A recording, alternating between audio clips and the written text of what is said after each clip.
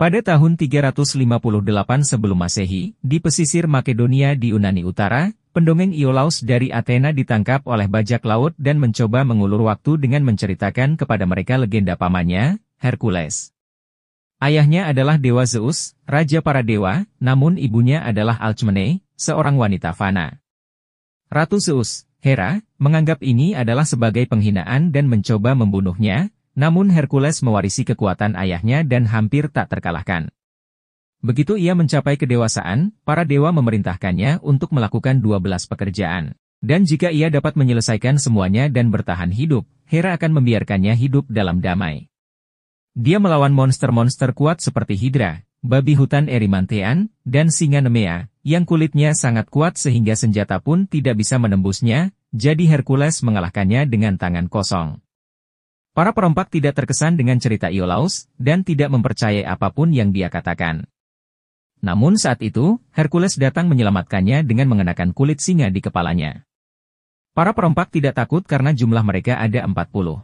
Namun jumlah tidak ada gunanya, Hercules dapat bertarung dengan banyak orang pada saat yang sama, dan selain itu, dia tidak sendirian, timnya telah ikut bersamanya. Ada peramal Amphiaraus dari Argos, pencuri Autolycus dari Sparta, pejuang liar Tydeus dari Thebes dan pemanah Amazon Atalanta dari Skythia. Bersama-sama, kelompok tentara bayaran ini dengan mudah mengalahkan para bajak laut dan menyelamatkan Iolaus. Setelah menghitung kepala yang akan dibayar, Autolycus memberitahu Iolaus bahwa dia harus membesar-besarkan kisah Hercules agar orang-orang mempercayainya. Sementara Amphiaraus menerima penglihatan dari api, mereka mengatakan singa dan burung gagak akan membentuk aliansi yang aneh dan bertarung melintasi lautan tubuh. Beberapa waktu kemudian, rombongan tersebut pergi ke sebuah kedai minuman untuk merayakan kemenangan mereka. Hercules bercerita kepada Autolycus tentang keinginannya untuk pergi ke daratan di seberang lautan agar dia akhirnya bisa menemukan kedamaian, membawa Tydeus bersamanya karena dialah satu-satunya yang bisa mengendalikan amarahnya. Tiba-tiba, kedai itu menjadi sunyi ketika sekelompok tentara memasuki tempat itu dan membawa serta Putri Ergenia dari Therace, yang meminta Hercules dan timnya untuk bergabung dengannya di istana untuk mendengarkan lamaran ayahnya, dan menjanjikan pembayaran emas yang besar. Iolaus menyadari bahwa perisai penjaga tersebut memiliki gambar burung gagak, dan karena lambang Hercules adalah singa, hal ini cocok dengan ramalan Amphiaraus. Ketika mereka tiba di istana, Hercules melihat sekelompok besar pengungsi di balik tembok. Mereka disambut oleh Jenderal Sitakles, pemimpin pasukan Thracia, yang terlihat tidak terlalu senang dengan kehadiran Hercules, dan putra Ergenia, Arius, yang merupakan penggemar beratnya dan mengetahui semua kisahnya. Saat mereka menaiki tangga menuju ke dalam, Hercules teringat kejadian 3 tahun lalu, saat dia membunuh seekor Hydra, yang hanya berupa sekelompok pria yang memakai helm mirip kadal, untuk Raja Eurystheus dari Athena, yang menyatakan dia sebagai pahlawan di depan dari kerumunan besar yang meneriakan namanya. Ingatan itu tiba-tiba menjadi masam ketika muncul gambaran istri dan anak-anaknya yang dibunuh. Dan Hercules berusaha sekuat tenaga untuk mengabaikannya dan berkonsentrasi pada masa kini. Rombongan tersebut bertemu dengan Lord Kotis, Raja Thrace, yang mengejek Amphiaraus karena tidak dapat melihat masa depan, kecuali kematiannya sendiri. Ia juga menilai keterampilan Atalanta berdasarkan jenis kelaminnya, namun Atalanta langsung membuktikan bahwa kemampuannya sangat bisa diandalkan. Raja kemudian mengundang mereka untuk makan malam bersama dan menjelaskan masalah mereka. Negara sedang dilanda perang saudara dengan panglima perang haus darah bernama Rhesus, yang diakini memiliki pasukan centaur yang kuat. Kotis menunjukkan kepada Hercules semua pengungsi yang datang setiap hari setelah Rhesus membakar desa mereka. Ia juga mengatakan fakta bahwa dia kehilangan sebagian besar prajuritnya, dan pasukannya saat ini dibentuk oleh para petani. Antara dia dan putrinya, mereka memberikan pidato kepada Hercules tentang membawa perdamaian ke negara, yang membantu meyakinkannya untuk menerima pekerjaan tersebut. Keesokan harinya, Hercules dan timnya mulai melatih para petani yang menjadi tentara, dimulai dengan menguji dinding perisai mereka, yang tidak dapat bertahan dengan baik. Beberapa jam kemudian, Hercules bertemu lagi dengan Kotis, yang mendapatkan informasi tentang Rhesus berkat salah satu pengintainya, Phineas. Sang tiran akan menyerang suku besi di sentral Thrace dalam waktu 6 hari, dan Kotis ingin mengambil kesempatan untuk berbaris dan menghentikannya di sana sebelum dia melangkah lebih jauh. Hercules tidak menyetujui gagasan tersebut, dan menyatakan bahwa pasukan memerlukan lebih banyak waktu untuk berlatih, tetapi Kotis tidak mendengarkan dan memintanya untuk bersiap, karena mereka akan berperang keesokan harinya. Sore harinya, setelah membantu Atalanta menyingkirkan perhatian si Tachles yang tidak diinginkan, Hercules melihat Arius menyelinap dan melihat Tydeus tidur di rantai di kereta, dan hampir menyakitinya ketika dia mendekat. Hercules membawa anak itu keluar dari sana, dan menjelaskan bahwa Tydeus dilahirkan dalam perang. Dan ketika dia menemukannya, dia terlihat lebih seperti binatang daripada manusia. Dia melihat sesuatu yang membuatnya trauma begitu dalam, sehingga dia sekarang tidak pernah berbicara sama sekali. Traumanya kembali setiap malam, namun Hercules tetap menganggapnya sebagai pejuang paling setia. Setelah itu, dia membawa Arius kembali ke Argenia, yang bekerja di rumah sakit tersebut, setelah mereka kehilangan begitu banyak dokter. Dia belajar sendiri seni penyembuhan agar dapat membantu dalam beberapa cara. Sebelum berangkat, Hercules menghadiahkan Arius gigi singa Nemea, yang menyiratkan bahwa gigi tersebut seharusnya merupakan hadiah untuk anak-anaknya sendiri. Keesokan harinya, tentara bersiap untuk berbaris. Dan Hercules menemukan Iolaus bersembunyi di antara para prajurit, berniat untuk berperang juga. Dia mengingatkannya bahwa dia adalah pendongeng dan bukan pejuang sebelum mengirimnya ke kereta bersama Kotis, dan bersama-sama, mereka semua berangkat ke Besi. Namun ketika mereka sampai di desa tersebut, mereka menyadari bahwa semuanya sudah terlambat. Rhesus telah ada di sana dan menghancurkan semuanya, dan lautan mayat sesuai dengan penglihatan Amphiaraus. Namun ada yang aneh, meskipun beberapa jenazah jelas-jelas sudah membusuk selama berhari-hari, ada pula jenazah lain yang masih segar di tanah. Mayat-mayat inilah yang tiba-tiba terbangun dan menyerang mereka, karena ini adalah jebakan selama ini. Berpikir bahwa suku besi berada di bawah kendali Rhesus, Hercules meminta agar dinding perisai dibentuk di sekeliling Kotis saat dia dan timnya bertarung. Pemimpin suku ingin menantangnya secara langsung, jadi untuk menciptakan ilusi yang bisa dimanfaatkan Iolaus dengan penceritaannya, Hercules dengan cepat mematahkan ujung salah satu anak panah Atalanta, dan saat pemimpin suku itu mendekat, ia menusuk dahinya dengan panah tersebut, membuatnya seolah-olah dia telah membunuhnya hanya dengan satu pukulan. Para tentara menganggap hal ini sangat menginspirasi, dan membuat mereka percaya bahwa para dewa ada di pihak mereka. Pertarungan sesungguhnya dimulai saat itu. Tim Hercules membunuh sebanyak mungkin anggota suku, namun jumlah mereka terlalu banyak dan mereka segera menembus dinding perisai. Tapi mereka mempunyai rencana sederhana. Hercules dan Amphiaraus mengambil kereta mereka dan mulai mengarahkan mereka berputar-putar di sekitar dinding perisai, mendorong dan membunuh banyak anggota suku yang menghalangi. Prajurit yang tersisa menggunakan kesempatan ini untuk menyerang, namun anggota suku menyadari kekalahan saat mereka melihatnya dan melarikan diri. Rhesus tidak terlihat dimanapun, meski sesosok tubuh berbentuk aneh terlihat mengamati dari jauh. Hercules memberitahu Kotis bahwa kehilangan separuh pasukannya adalah kesalahannya, karena dia telah memperingatkannya tentang para petani yang belum siap untuk melakukan berperang. Hal ini membuat Kotis menerima memberinya lebih banyak waktu untuk berlatih. Sementara itu, Jenderal Tachles ingin membunuh Phineas karena telah membimbing mereka ke dalam jebakan. Namun Autolycus menghentikannya dan mengumumkan bahwa dia akan bertanggung jawab atas pengintaian mulai sekarang, meskipun dia mengancam Phineas dan memperingatkannya untuk tidak melakukan kesalahan lagi. Beberapa saat kemudian, Putri Argenia tiba bersama para tabib, dan dia dibawa ke tenda pribadi Hercules, sehingga tidak ada yang bisa melihat dia mengeluarkan darah seperti manusia biasa, karena cedera yang didapatnya selama pertempuran. Setelah dia meninggalkannya untuk beristirahat, Hercules memimpikan sebuah kenangan lama, yang menunjukkan tubuh istri dan anak-anaknya, dan tangannya yang berlumuran darah. Raja Eurystheus mengasingkannya ke luar negeri alih-alih mengeksekusinya, agar dia bisa hidup selamanya bersama para bangsawan. Hal ini membuatnya merasa bersalah, karena telah membunuh keluarganya. Dia terbangun dari mimpi buruk ini ketika dia mendengar beberapa anak terkikik, dan ketika dia memasuki hutan untuk menyelidiki, dia menemukan keluarganya yang telah meninggal di antara mayat-mayat anggota sukunya. Yang memakannya adalah seekor anjing berkepala 3, Cerberus, dan Hercules bersiap untuk melawannya, namun Tydeus muncul di belakangnya dan membawanya kembali ke dunia nyata, membuatnya sadar bahwa ia sedang membayangkan sesuatu. Di pagi hari, Amphiaraus segera mengetahui apa yang terjadi padanya karena ini bukan pertama kalinya, dan dia memberitahu Hercules bahwa dia harus menyelesaikan pekerjaan terakhirnya dan menghadapi binatang itu untuk menemukan kedamaian. Tapi Hercules mengira dia jadi gila. Saat kedua pria tersebut sibuk mengobrol sendiri, Putri Ergenia mendekati anggota tim lainnya untuk memberitahu kebenaran di balik rumor tersebut. Mereka menjelaskan kepadanya bahwa tidak ada yang tahu kebenarannya, karena hari itu mereka menemukan Hercules sendirian dengan mayat keluarganya mengelilinginya, dan Hercules tidak ingat apapun yang terjadi.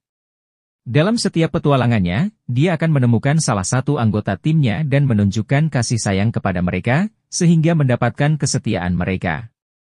Dia sangat pandai dalam bertarung dan kekuatannya seperti dewa, sehingga tidak ada yang percaya bahwa dia adalah makhluk yang fana, sehingga tim memutuskan untuk mengikuti cerita untuk membantu mereka mendapatkan pekerjaan. Mereka berpikir bahwa apa yang terjadi padanya mungkin adalah kemarahan berdarah, sebuah penderitaan umum yang mengaburkan pikiran para pejuang. Sejak saat itu, Hercules dan tim menempatkan pasukan Kotis di bawah pelatihan rutin yang sangat ketat. Mereka diberi baju besi dan senjata yang meniru senjata Hercules dan diajarkan seni tombak, busur dan anak panah, pedang, pertarungan tangan kosong, dan pada akhirnya, mereka berhasil membentuk dinding perisai yang tidak bisa dipatahkan oleh Tydeus. Sementara itu, Iolaus mengawasi dari tempat tersembunyi, berlatih secara rahasia. Suatu hari, Phineas kembali dengan informasi baru. Rhesus berada di dekat Gunung Astychus bersama pasukan Centaur, dan Hercules ingin melawannya di sana sebelum dia maju lebih jauh ke wilayah mereka. Ini mungkin berbahaya karena hutan bisa memperlambat kereta, tapi dia punya rencana. Sayangnya, Amphiaraus sang peramal tidak bisa membantu dengan memberitahu mereka apakah mereka menang atau tidak karena dia tidak bisa melihatnya, tapi dia tahu dia akan mati dalam seminggu. Beberapa hari kemudian, setelah tentara siap berperang, mereka tiba di Gunung Astychus, namun tidak menemukan kamp musuh. Musuh ada di sana, pasukan Rhesus muncul di Cakrawala dan saat mereka mendekat, mereka menyadari bahwa mereka bukanlah Centaur, tapi hanya sekelompok patung berkuda yang menciptakan ilusi optik dengan tetap melawan sinar matahari. Rhesus datang untuk berbicara dengan Kotis bersama Phineas di sisinya, yang sebenarnya telah bekerja untuk musuh selama ini. Kotis diminta untuk menyerah namun dia menolak, dan kedua belah pihak bersiap untuk terlibat dalam pertempuran. Pasukan Kotis memasang dinding perisai dan melepaskan sayap, namun yang pertama menyerang sebenarnya adalah Atalanta dan para pemanahnya, yang tiba-tiba muncul dengan kereta dari hutan, menyergap musuh ketika mereka hampir mencapai sisinya. Saat anak panah api ditembakkan, Amphiaraus membuka lengannya, siap menerima nasibnya. Namun entah kenapa tidak ada seorang pun yang berhasil mengenainya. Pertempurannya panjang dan sulit, pasukan Rhesus mungkin lebih besar, tetapi prajurit Hercules memiliki formasi yang lebih baik, dan mereka akan segera mengalahkan musuh. Prajurit Rhesus mulai melarikan diri karena ketakutan, namun Rhesus sendiri memutuskan untuk tetap tinggal dan menantang Hercules secara langsung. Ternyata ini merupakan ide buruk, Hercules dengan mudah meraih kudanya, dan melemparkan keduanya ke lantai dengan satu gerakan cepat. Beberapa waktu kemudian, saat mereka kembali ke istana dengan Rhesus dirantai, Kotis mulai mempermalukannya di depan rakyatnya, namun Hercules merasa kasihan padanya dan membantunya terus maju. Saat mereka berjalan bersama, Rhesus mencoba menjelaskan kepadanya bahwa Kotis sebenarnya adalah seorang penjajah. Bukan anak buahnya yang membakar semua desa itu, melainkan Kotis sendiri. Selama jamuan perayaan, Rhesus dirantai di kedua tiang untuk dipajang sebagai piala, dan Putri Erigenia mencoba membawakannya air, namun Kotis tidak mengizinkannya. Saatnya tiba waktunya untuk penobatan. Karena sekarang Thrace tidak terpecah lagi, Kotis adalah raja dari semuanya. Saat Putri Ergenia meninggalkan ruangan setelah Rhesus memanggil Kotis lagi, Hercules curiga dan mengikutinya, memintanya untuk membagikan apa yang dia ketahui. Dia mengakui bahwa Rhesus mengatakan yang sebenarnya, Kotislah yang memulai perang ini setelah dia meracuni suaminya, raja sebelumnya. Namun, dia tidak ikut-ikutan karena menyetujui tindakan ayahnya, dia melakukannya karena Kotis mengancam akan membunuh anaknya jika dia mencoba memberontak. Ergenia mencoba meyakinkan Hercules untuk membawa Arius bersamanya saat mereka pergi. Namun Hercules menolak, tepat sebelum mereka ditemukan oleh Jenderal Sitachles, yang memberitahunya bahwa Kotis sedang mencarinya. Hercules pergi menemui Kotis, memanggilnya karena mengkhianatinya. Namun Kotis merasa sikapnya menggelikan, karena ia berpikir bahwa tentara bayaran yang akan melakukan apapun demi emas, dan tiba-tiba memiliki hati nurani.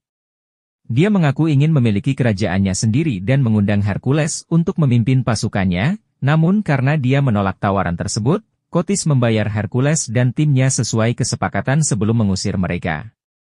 Ketika mereka sampai di kereta mereka, Hercules memberikan uangnya kepada Autolycus karena dia ingin tinggal dan menyelamatkan Thrace. Dia tidak mengharapkan tim untuk tetap bersamanya dan membiarkan mereka semua pergi dengan imbalan dan memiliki kehidupan yang baik. Namun Atalanta mengingatkannya bahwa mereka tidak mengikutinya karena merasa berhutang apapun padanya, tapi mereka mengikutinya karena mereka merasa mereka adalah sebuah keluarga. Seluruh tim memutuskan untuk bertahan dan bertarung kecuali Autolycus, yang pergi dengan membawa semua emas setelah menyebut mereka gila. Rombongan tersebut dengan mudah menyelinap kembali ke istana. Namun Jenderal Citacles telah menunggu mereka dan mengepung mereka bersama tentaranya. Setelah membuat mereka menjatuhkan senjata, dia juga memberitahu Kotis bahwa dia mendengar Erginia berkonspirasi dengan Hercules untuk mengambil Arius darinya. Kotis mengambil anak itu dari Erginia saat dia ditangkap oleh para prajurit, dan Arius mencoba menemui Hercules untuk meminta bantuan, yang diam-diam mengembalikan gigi singa itu sebelum Kotis menarik rambutnya kembali. Hercules pingsan saat mencoba menyelamatkan anak itu dan dia terbangun beberapa jam kemudian. Dirantai ke dinding dan melihat anjing Cerberus di depannya. Saat penglihatannya perlahan menjadi jelas, dia menyadari bahwa itu sebenarnya adalah 3 serigala, dan mereka tampak familiar baginya. Mereka milik Raja Eurystheus, yang kini memasuki wilayah itu bersama Kotis, karena mereka telah bekerja sama untuk memerintah seluruh Yunani bersama-sama. Setelah melihat semua temannya dikurung dalam sangkar di sekelilingnya, Hercules perlahan memulihkan ingatannya. Cerberus selalu menjadi ilusi pikirannya. Apa yang ia lihat pada malam 3 tahun lalu sebenarnya adalah para serigala, yang menyerang keluarganya setelah Eurystheus memasukkan obat penenang ke dalam minumannya. Ia telah minum dan mabuk tuak, jadi dia tidak bisa berbuat apa-apa.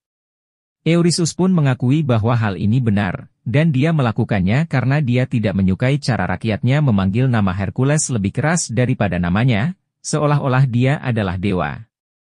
Ini bisa menjadi ancaman bagi kekuatannya, dan dia telah melakukan rencana ini sejak lama. Seseorang yang berambisi bisa dibeli, tapi seseorang seperti Hercules, yang tidak menginginkan apapun, itu terlalu berbahaya untuk kekuasaannya. Kotis menyuruh tentaranya mengeluarkan Erginia dari kandangnya untuk dieksekusi, dan Hercules merasa tidak berguna karena hanya bisa menonton. Namun, ketika Amphiaraus mengingatkannya bahwa mereka semua percaya padanya dan dia juga harus percaya pada dirinya sendiri, Hercules mengingat siapa dia dan mengerahkan seluruh kekuatannya untuk melepaskan rantai dari dinding dan pergi menyelamatkan Erginia. Kotis dan yang lainnya bergegas keluar ruangan dan membiarkan para serigala menjaganya. Sementara Erginia, menggunakan kapak yang akan digunakan untuk mengeksekusinya untuk membuka pintu kandang. Para serigala memberikan perlawanan sengit kepada Hercules, menggigitnya dan melukainya di berbagai bagian tubuhnya, namun satu demi satu, Hercules berhasil mengalahkan mereka dan membuangnya, menusuk serigala terakhir dengan gigi singa.